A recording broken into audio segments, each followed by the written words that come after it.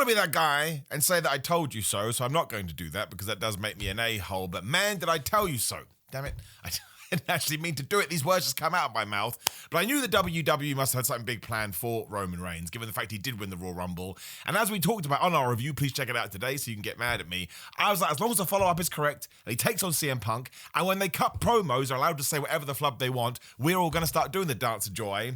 That's exactly what WWE did. I'm pumped, especially this episode of Raw was completely up and down. Who knows more about ups and downs than me? Some of it was totally baffling, and some of it was great. But as we are here, let's talk about it. Please do like the video, share the video, and subscribe. Click that damn video on the screen when we are done to, like I say, get even more content from me. Otherwise, let's talk about Raw. Beforehand though, thank you very much to Nord for sponsoring this video, the only VPN you do need in your life. Again, there'll be a link in the description below, and there's a QR code on the screen. If you do click that, and you use all the magical stuff that comes along with it, you're going to get a bunch of months free. It's a super duper good deal, and of course, Nord will allow you to set up a VPN, meaning you can protect yourself when you go online. You can basically choose where you are emanating from, which is the stupidest thing I've ever said, but you know what I'm talking about. You get to pick your location, and it means you get to watch content your own way, and that could possibly tie into professional wrestling. I'm sure you can figure it out for yourself, but Nord has always been super good to me, and again, I use Nord for myself, especially because I'm traveling everywhere when it comes to wrestling, and it's just such a good service. It's so easy to use, and Nord are so confident that you will like your product. You even get a 30-day money-back guarantee, but you're probably not going to need that, because again, Nord knows exactly what they're doing,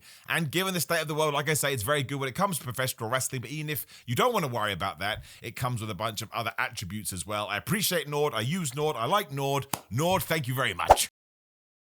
Right, so let's break the way that wrestling YouTube is meant to work, and we're just going to talk about Roman Reigns versus CM Punk, because that's what everybody wants to talk about, so please just hang around afterwards, okay? Be nice to old me.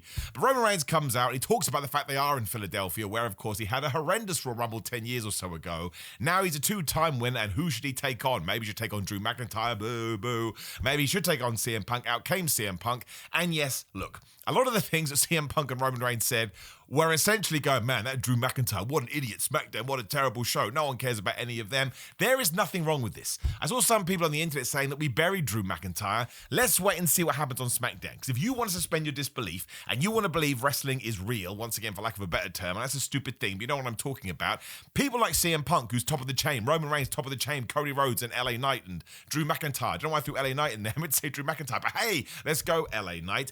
They should not be being nice to each other. That's not how the world works. If wrestling was on the up and up and completely legit, it wouldn't be all like flowers and rainbows and skipping through the forest. Drew McIntyre just has to be allowed to rebut in kind. So on SmackDown, he should say some stuff to these two. CM Punk, he's an absolute idiot. I destroyed him when we had that feud. And by the way, Roman Reigns, of course you're not challenging me because you're scared of me. I'm Drew McIntyre. You know that you used your Solar Sokola cousin back at Clash of the Castle and you're scared that one-on-one you can't take on Drew. And then it's fine. I want these shots being taken. I want to go, oh my gosh, they don't like Drew McIntyre, because that's how you get in your own head and decide, I can't believe they're doing this on live television. I thought it was brilliant. I thought it was excellent. I don't want that to go away, because then wrestling will become boring. I don't want wrestling to be boring. And then, as we talked about, Roman Reigns and CM Punk got into the nitty-gritty here. CM Punk was like, you're a part-timer. So Roman Reigns was like, of course you would say that. Of course you would make all these towns. You took a 10-year vacation, so now you're trying to make up for borrowed time. And he even talked about Colt Cabana's podcast. Now, he didn't mention the name Colt.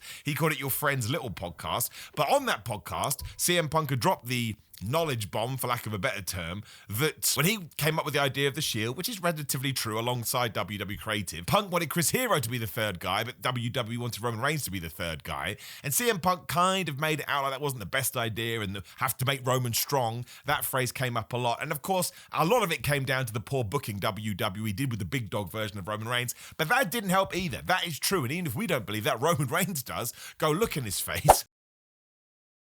Even at one point said, I hate you, CM Punk.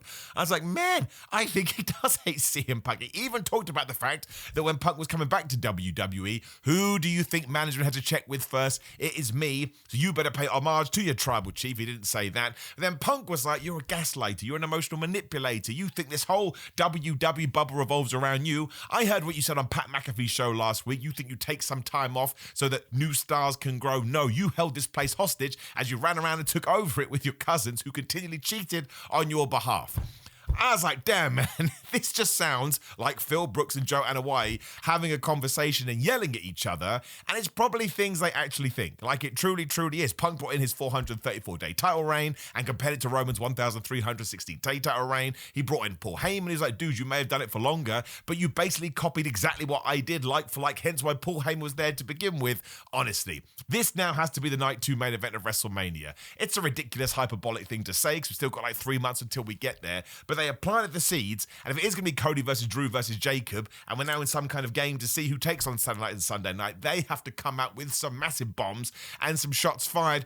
You have to watch this, right? I think this is exactly what big-time promoing should be, especially in WWE, and that rhymes, so it must be true. Once again, can suspend your disbelief. You can pretend they don't like each other, and let's not forget, they kind of feuded last year, even though Seth Rollins was involved. It didn't feel like that at all here because they're allowed to take their gloves off, and that's why now, before I didn't mind anyway, now I don't care at all. In fact, I'm pleased that Roman Reigns won the Royal Rumble, because when this was done, I was like, well, they just don't like each other, okay? And I'm sure they do. I'm sure they talk all the time. I'm sure it was all agreed upon, but the delivery, the way it was done, I am now completely confused, and that's what you want. It's that classic thing The Undertaker always goes on about. Well, I know 90% of what I'm seeing isn't real, but that guy, I can't trust that guy. I don't know what he's going to do. I thought it was brilliant. I thought it was mesmerizing, to use dumb words. And there's probably some stuff that I've forgotten about as well, but every step of the way was just so good. Like, even when Roman Reigns was taking shots at Drew McIntyre, he stood up for him, and he went, excuse me, CM Punk, he's 4 times bigger than you, and the last time you had a feud, it was over a stupid little bracelet. I was like, man, it's exactly what people would say. I know I keep going down on that, but let's compare it to Roman Reigns from 10 years ago. The reason people didn't like him, or one of the reasons, was because he was fed these stupid lines that make him sound like a human being. Well, he sounded like a human being here. So much so, even when he did his big go-home line, the reason I want to take you on is because I hate you, and at WrestleMania, finally, you have to acknowledge me. That is a dumb wrestling catchphrase, right? That's why it's brilliant. But here, it sounded like a threat. It sounded like something he needed in his life. I think it's the best way he has ever delivered that, and it almost gave new meaning to that line, which is a way over-the-top thing to say. I don't even know if there's anything else we need to go into here. It was just exactly what it needed to be done. I said some ups and downs over What Culture, who I freelance for. Make sure you check that out too. If you want my beat-by-beat review of Raw, because I will forget something here. I always do. But I don't think they could have done this any better in terms of setting the seeds, planting everything. And of course, Finn Balor had also cut a promo on CM Punk before this. So CM Punk addressed Finn Balor to begin with. And Roman was like, what are you doing? You're meant to be talking to me.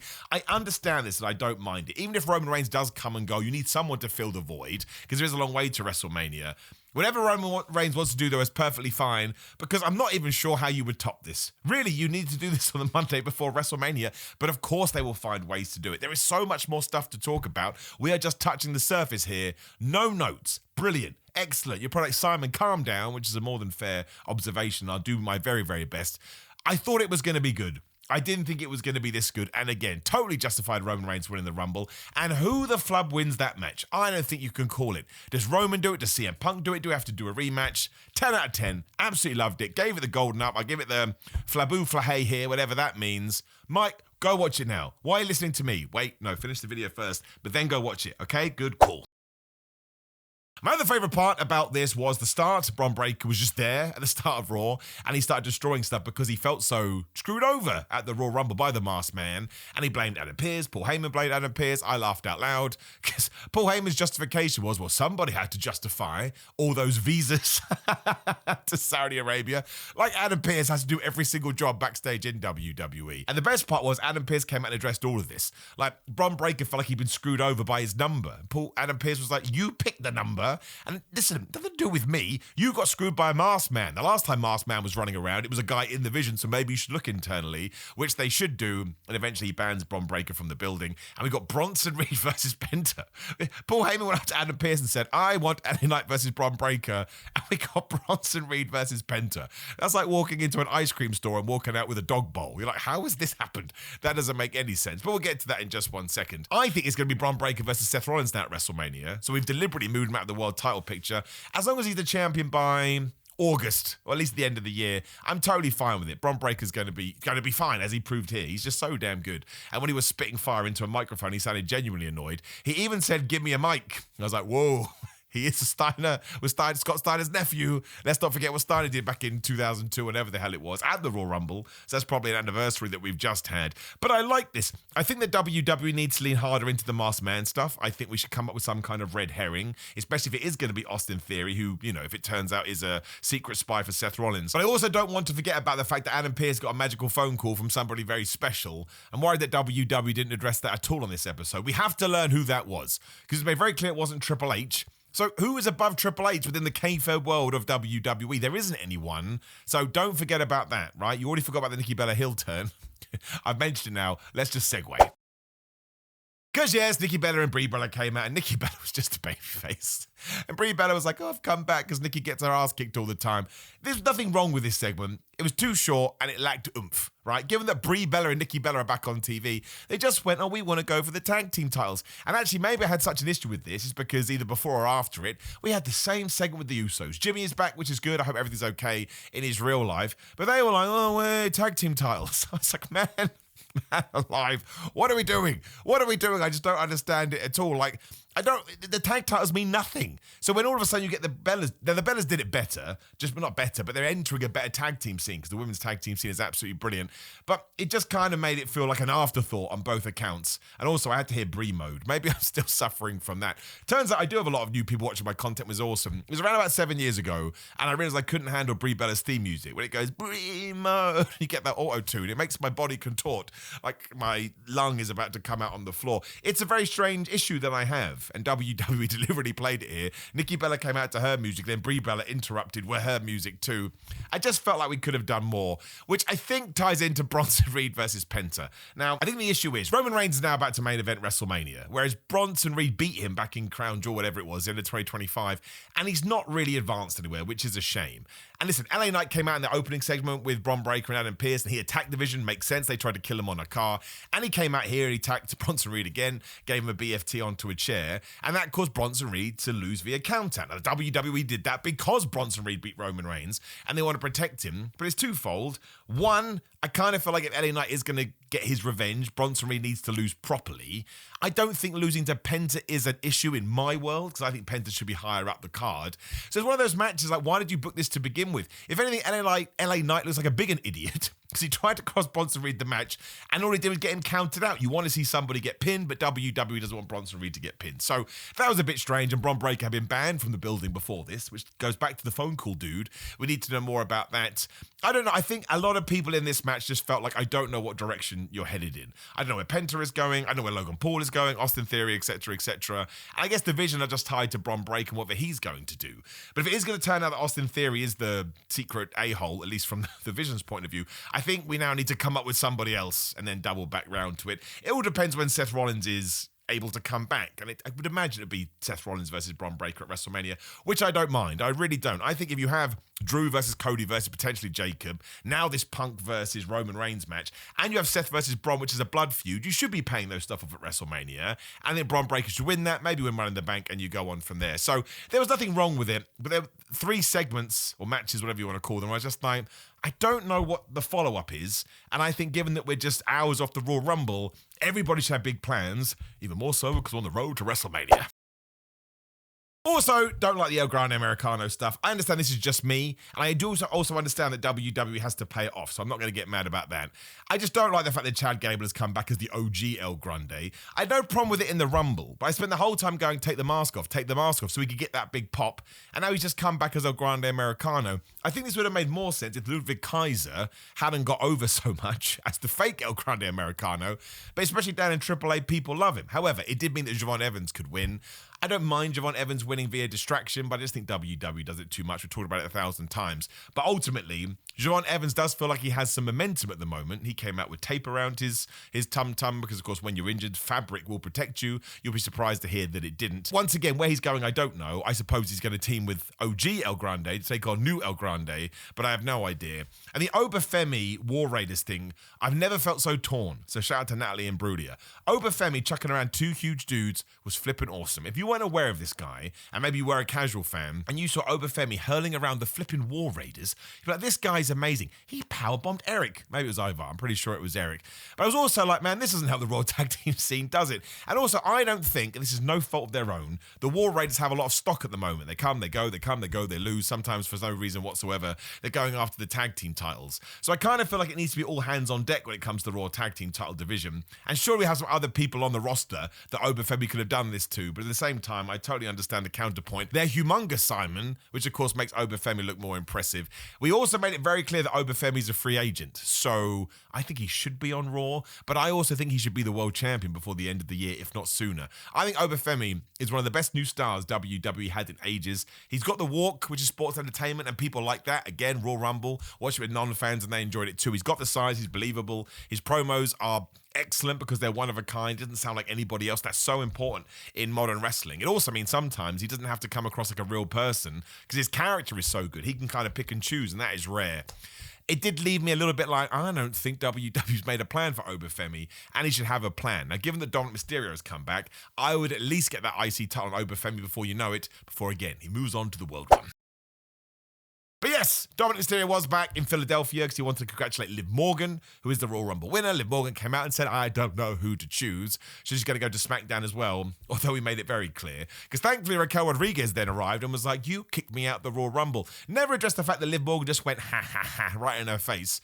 But Liv was all like, listen, man, I knew you had your title shot this evening and you're a nice person. You want me to have my shot too. And now we can both do it when we went right into Raquel versus Stephanie Vaquer. Stephanie Vaquer has new music. I didn't like her old music very much. I definitely don't like this new music. It ties into the Royal Rumble issues, that, especially on the women's side. People come out like, I have no idea who that is because all the entrance themes sound so generic. But I do think Stephanie Vaquer enjoyed her old theme. So why we had to change it, I don't know. Raquel had told Liv Morgan, because she quite clearly didn't trust her, right? I thought they played this off very well in the promo section. It was like, I love you, but I don't really. Don't come out and get involved in my match because you can't be trusted. Of course Liv Morgan did. Even though they had loads of weapons like kendo sticks and steel chairs and tables. Poor old Stephanie got powerbombed through Alan the announce table at one point. Liv's like, you should lose the title. And that resulted in Stephanie Vaquer whooping every single person in the Judgment Day. Throwing Raquel through a table, hits the spinal tap, and she gets the 1, 2, 3. Liv Morgan attacks her laser out, holds out the championship. It is going to be Liv Morgan versus Stephanie Vaquer at WrestleMania. WWE teased that way back in January after Morgan had returned, and we should do it. Like, it's a good match, and it's super interesting because I think come WrestleMania, the Judgment Day will be deceased. It's about time. How does Raquel land if Liv Morgan wins? What does that do for Stephanie Vaquer? Because they're kind of both going to be baby faces, maybe. Maybe they're not.Maybe Raquel's going to be the one that goes babyface and Roxanne will join Liv Morgan. I think all these options are fine. And I like it. Again, what we do in the meantime, I don't know because we have so much time before WrestleMania. But Liv Morgan needs to be treated like a big star. So does Stephanie. I think Raquel has done great recently. And sure, Roxanne Perez has kind of faded into the background a little bit, but she's super young. We know how talented he is. She is, I should say. It's all going to be fine. And let's just hope Dominic Mysterio gets back to IC title defenses soon because that belt is a bit persona non grata, mostly because of his injury, but also even before he got hurt. We weren't doing much with it, but it was a good segment. I thought it worked, and it made Stephanie Vaquer look like a badass. Enjoyed the Finn Balor promo as well. That's the one that CM Punk responded to. He essentially said, no one's giving me any respect, so I'll take my respect. You can do bad things without being a bad guy. Got mad at Adam Pearce for not putting him in the Royal Rumble. Obviously, we now know the Jeopardy's gone because Roman Reigns versus CM Punk is the highlight. But give Finn Balor a good few moments. Give him at least one segment when he stands over CM Punk. He'll then lose the match. And now let's use this, especially because we believe the Judgment Day is dying, to turn Finn Balor back into a babyface. That's what people want. He's so damn over. People love his theme. Maybe we can finally use the demon correctly in WWE. So that worked. Nice and simple, but it ticked the box. Got no problem with it. Also teased the fact that it is going to be the Usos versus the Alpha Academy and Maxine Dupree versus Natty soon. Not the best build ever. I mean, who was it? Bert Krishna? Is that his name? Brett Kirshner? I can't remember his name now. But that's how basically we promoted the tag team title match with Otis Tazara and him yelling at each other. And then Maxine Dupree walked in and went, raw!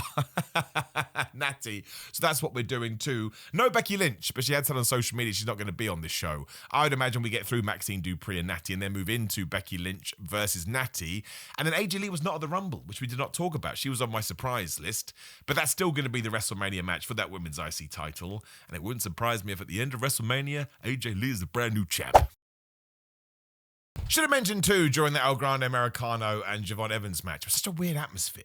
Like, fans went quiet, which you're allowed to do. Again, if you play your hard money, do whatever you want. But even Michael Cole and Corey Graves were quiet. There are a lot of oddities on this show, and I've touched upon some of them. It wasn't necessarily the home run Raw I expected coming off the Raw Rumble, but when you end with a main event segment like that, really enjoyed the Raquel match. I thought Bron Breakker did great work as well. He has naturally sort of fit into this character. Sure, he needs a big win soon, but I don't mind taking our time. It's so hard to go, he should be in the world title picture now, when Roman Reigns and CM Punk went out there and flipping hit arguably the home run of all home runs from the last couple of years, especially because there probably is a little bit of animosity there. But Bron Breakker's going to be fine regardless, as long as WWE pulls the trigger eventually. But there was just a lot of, not 100% sure we are shifting in a specific direction here. And no word what's going to happen at the Elimination Chamber. Like, Cody Rhodes will be in it. Otherwise, I mean, it's not going to be Roman, it's not going to be CM Punk. You should probably put Oba Femi in there.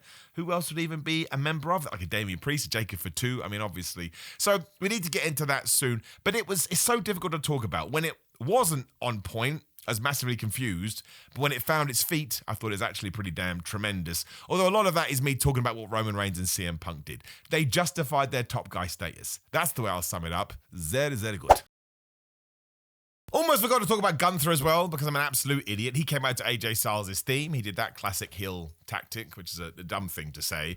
Mostly, though, he just said AJ Styles is done. We did not see AJ Styles on this show. And as I keep saying, I'm holding off my gushing praise, even though I'll tell you right now, one of the best wrestlers of all time, because maybe he does turn up elsewhere. And maybe he doesn't. It's totally up to AJ Styles. It's his life. He's given a lot to wrestling. He's allowed to choose how he does exit. I'm not going to be happy or sad either way. Well, I'll be sad, because he's going away, but you take my point. When Dragon Lee attacked Gunther, go back to what we said earlier. We got a long old way before WrestleMania. We have to have some feuds in the meantime. This does make sense on paper. Dragon Lee loved AJ Styles. They were tag team champions, and AJ Styles had just been besmirched by Gunther. Worst plan ever by Dragon Lee. He got choked out twice. And the second one, look at the image. That may even get me in trouble. He essentially hanged a guy to go over the top rope. Dragon Lee was meant to be the saving babyface. They'll do a match probably at the Elimination Chamber or somewhere like that. Or maybe Gunther's in the Elimination Chamber and Dragon Lee costs him. I don't know. Maybe that's how we get him out of there while protecting him. Because again, Gunther shouldn't lose for ages as far as I'm concerned. Gunther shouldn't even put in the Rumble, the Elimination Chamber, unless he's winning, given the people that he has sort of retired and stuff. But I don't mind Dragon Lee versus Gunther. That's not what we do at WrestleMania. And we have to have some things in the meantime to fill the void, like I keep on saying. It was fine, and mostly I would rather Dragon Lee was used than not used, so I got no problem with it. And as for the AJ Styles thing, it's a question mark. We need to let it play out. That horrible term. So very mixed bag Raw. Absolutely, I totally agree with that. But because it ended on such a high, I kind of feel like it was great. And sometimes that happens. Sometimes it's not about the journey, it is about the destination. And Roman Reigns and CM Punk hit it out of there. But I don't care what I think. I care what you think, so please do drop me a comment below. Like the video, share the video, and subscribe. Again, the link for Nord is down there. Thank you very much, NordVPN. The Royal Rumble video is on the screen right now as well. Otherwise, it's patreon.com/Simon316, Simon316, because Simon get money off good fitness supplements. Simon316 on social media to call me an idiot. What that one guy said to me the other day, shut up, you bald, something or other. And there were so many spaces between the words. At least, come on, get our sentence structure right. It's massively important. Search my name on Cameo, TikTok, and Pro Wrestling Tees. A lot of stuff going up on TikTok, so please do support me there. Otherwise, I hope you've covered from the Raw Rumble. I hope you did enjoy Raw, because it is your entertainment hours. It doesn't matter what anybody else thinks. See you soon.